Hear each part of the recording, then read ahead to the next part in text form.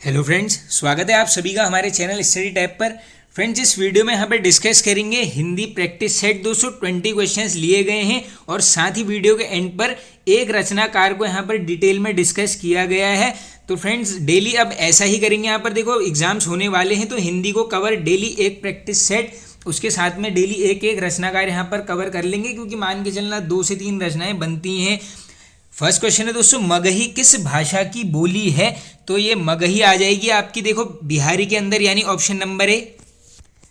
अब बात करते हैं देखो यहाँ पर ऑप्शन नंबर सी की। दोस्तों देखो, पश्चिमी हिंदी की बोलियां और पूर्वी हिंदी की, ये दोनों काफ़ी बार बनती हैं। तो देखो पश्चिमी हिंदी के अंदर कौन कौन सी हैं, डायरेक्टली पूछ लेते हैं। एक है आपकी दोस्तों कौरवी, नेक्स्ट हो जाएगी आपकी ब्रिज भाषा, थर्ड हो जाएगी दोस्तों यहाँ पर हरियाणी, इसके अलावा बुंदेली, ये बार बार बुंदेली वाली अच्छे से याद कर लेना, पश्चिमी हिंदी रिपीटेड है, और लास्ट कौन सी है यहाँ पर कन्नौजी। ये 5 भाषाएं हैं किसकी, पश्चिमी हिंदी की। इसके अलावा देखो पूर्वी हिंदी की अगर हम बात करेंगे दोस्तों, पूर्वी हिंदी के अंतर्गत आपकी आ जाएंगी यहाँ पर मुख्य 3 बोली। अब कैसे याद करना है, देखो ये हो जाएगी आपकी अवधी, बघेली और छत्तीसगढ़ी। ABC करके याद कर लो, बस आप ये याद कर लो, ABC पूरी हो गई। बस आपको यहाँ पर याद हो जाएगा कि पूर्वी हिंदी में क्या है, ABC यानी अवधी, बघेली और छत्तीसगढ़ी। बाकी देखो दोस्तों, ये टॉपिक है आपका हिंदी भाषा का विकास एवं बोलियां। तो आप क्या करना है, यहाँ पर टॉपिक वाइज हिंदी वाली प्लेलिस्ट में चले जाना दोस्तों। देखो अगर डिटेल में पढ़ना है यानी थ्योरी प्लस MCQs, तो उस प्लेलिस्ट में जाके आप डेली एक एक वीडियो देखना स्टार्ट करो। बाकी यहाँ पर डेली 20 क्वेश्चंस और एक रचनाकार को यहाँ पर करेंगे कवर।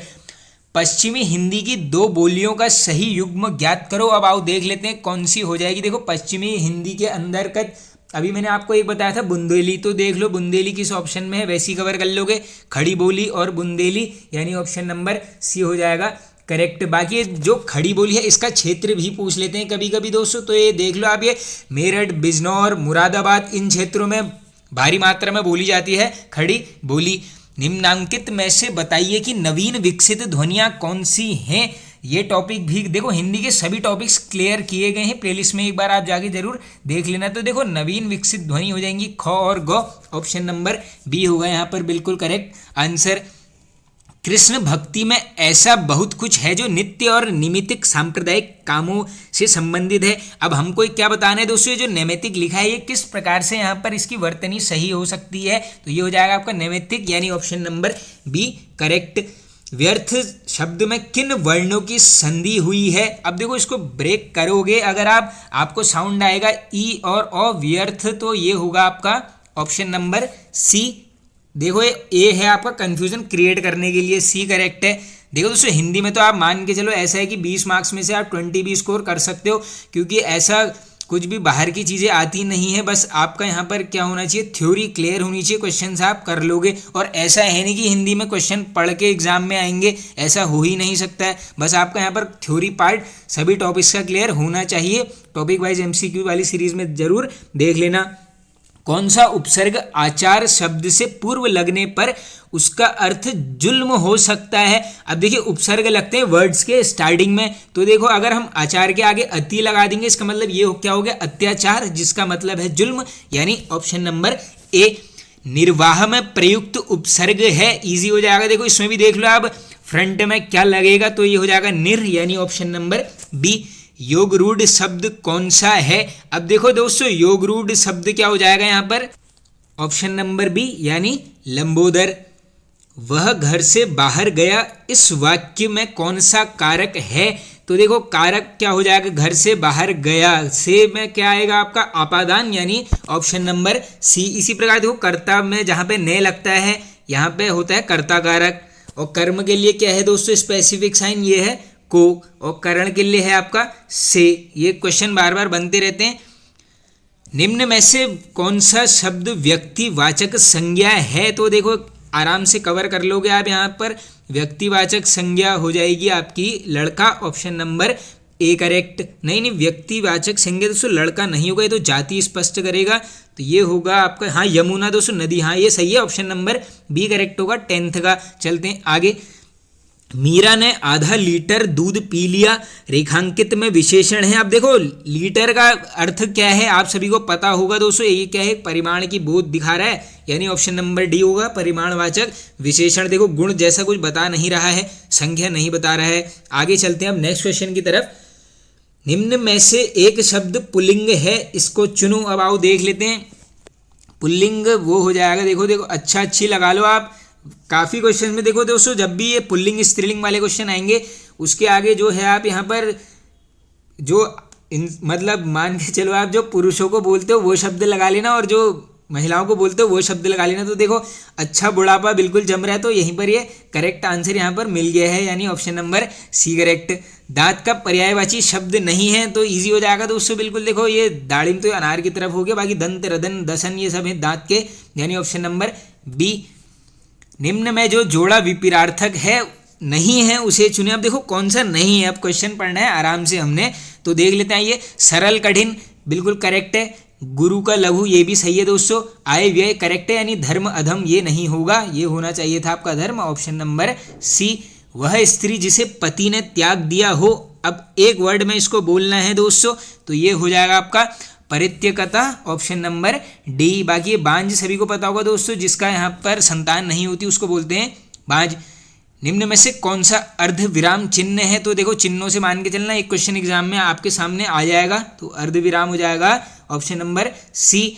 वह कौन सा व्यक्ति है जिसने जवाहरलाल नेहरू का नाम न सुना हो। अब ये क्या बताना है हमने, किस टाइप का ये वाक्य है, तो ये क्या है दोस्तों, देखो यहाँ पर 2 से 3 चीज़ें एक ही सेंटेंस में कवर हैं, तो इसका मतलब ये हो जाएगा आपका मिक्स्ड सेंटेंस, यानी मिश्र वाक्य, ऑप्शन नंबर बी। आगे चलते हैं। पट पीत मानहु तड़ित रुचि सूचि नौमी जनक सुतावरम में कौन सा अलंकार है। एक क्वेश्चन अलंकार से भी बनेगा, तो ये हो जाएगा आपका उत्प्रेक्षा, ऑप्शन नंबर बी। बाकी देखो रूपक का मैं आपको बता देता हूँ सिंपल, जहाँ पर भी योजक चिन्ह यानी जो ऐसे ऐसे साइंस होते हैं कहीं पर भी आगे सीधे आंख बंद करके आ जाना रूपक। तोड़ती पत्थर कैसी कविता है, बनता है क्वेश्चन हिंदी में, ये क्या है, यथार्थवादी कविता, ऑप्शन नंबर बी। बाकी देखो दोस्तों एक वीडियो यहाँ पर कवर करूँगा एग्जाम से पहले, जिसमें हिंदी की मान के चलना आप 500+ रचनाएं उसी में कवर हो जाएंगी, उस वीडियो को तो जरूर देखना ही है आप लोगों ने। और देखो हिंदी का लास्ट क्वेश्चन है, इसके बाद हम आज करने वाले हैं माखनलाल चतुर्वेदी जी को कवर।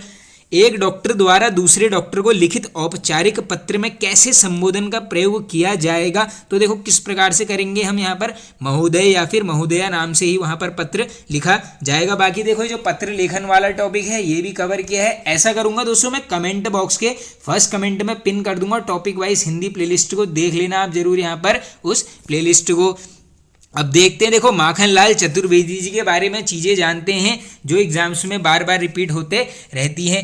पहला पॉइंट पूछेंगे जन्म कब हुआ, आंसर करके आओगे 1889 में। बाकी देख लो मध्य प्रदेश में हुआ है, ये सब इतना इंपॉर्टेंट नहीं है, जन्म नोट कर लो 1889। नेक्स्ट है इनका देहांत निधन 1968। अब देखो 3 इंपॉर्टेंट पत्रिकाएं हैं जिनका संपादन चतुर्वेदी जी के द्वारा किया गया। पहली कर्मवीर, नेक्स्ट प्रताप, थर्ड है प्रभा। ये प्रभा वाली अच्छे से देख लो, ये होती है रिपीट। बाकी देखो इंपॉर्टेंट पुरस्कार है, प्रथम पुरस्कार मिला है हिंदी साहित्य अकादमी का, सभी को पता है चतुर्वेदी जी को 1955 में, नोट कर लो। और रचना क्या है, ये है इनकी हिम तरंगिणी, काफ़ी इंपॉर्टेंट यहाँ पर ये पॉइंट होने वाला है। बाकी देखो और क्या करेंगे यहाँ पर, हाँ देखो बाकी देखो ये इतना इंपॉर्टेंट नहीं है, इनकी कविताएं राष्ट्रीय भावना से युक्त हैं, इसलिए इन्हें एक भारतीय आत्मा किसको बोलते हैं, माखनलाल चतुर्वेदी जी को। आगे चलते हैं। नेक्स्ट दोस्तों यहाँ पर देखो 1963 का पद्म भूषण सभी को पता होगा, इंपॉर्टेंट है। बाकी इन्होंने क्या कर दिया था, इसको यहाँ पर लौटा दिया था, क्यों, क्योंकि हिंदी को राजभाषा का दर्जा दिए जाने का विरोध यहाँ पर हो रहा था, तो इनने लौटा दिया था। अब बात करेंगे इनकी देखो रचनाओं की, अलग से लिख लेना कहीं पर, काव्य संग्रह या फिर स्क्रीनशॉट ले लो। देखो काव्य संग्रह जाओगे तो माता, युगचरण, हिम किरीटनी, संपन्न, वेणुलोक गुंजे धरा, मरण ज्वार, बिजूरी काजल, आज रही, और लास्ट है समय के पाँव। ये समय के पाँव वाली अच्छे से देख लेना। आगे चलते हैं। नेक्स्ट देखो क्या है यहाँ पर, कैदी और कोकिला कविता, ये इनके द्वारा रचित है। क्या कर रखा है, ब्रिटिश उपनिवेशवाद के दौरान जेल में हुए शोषण का विश्लेषण किया है, ऐसा क्वेश्चन आ जाएगा। तो ये कविता का नाम है कैदी और कोकिला। अब इसके अलावा देखिए इनके नाटक भी नोट कर लो फटाफट। अमीर इरादे, अमीर देवता, गरीब देवता, साहित्य का देवता, देखो देखो सब ये देवता देवता लग रहा है तो इसको ऐसे रिलेट कर लेना आप। इसके अलावा निबंध संग्रह देख लो यहाँ पर, कृष्णार्जुन युद्ध, ये क्या है, इंपॉर्टेंट है, बिल्कुल आप इसको कर लेना नोट। तो देखो दोस्तों यहाँ पर ये वाला पार्ट एंड हो जाता है। पसंद आया तो अधिक से अधिक दोस्तों कमेंट कर देना। डेली यहाँ पर 20 क्वेश्चंस, उसके साथ एक रचनाकार को करेंगे।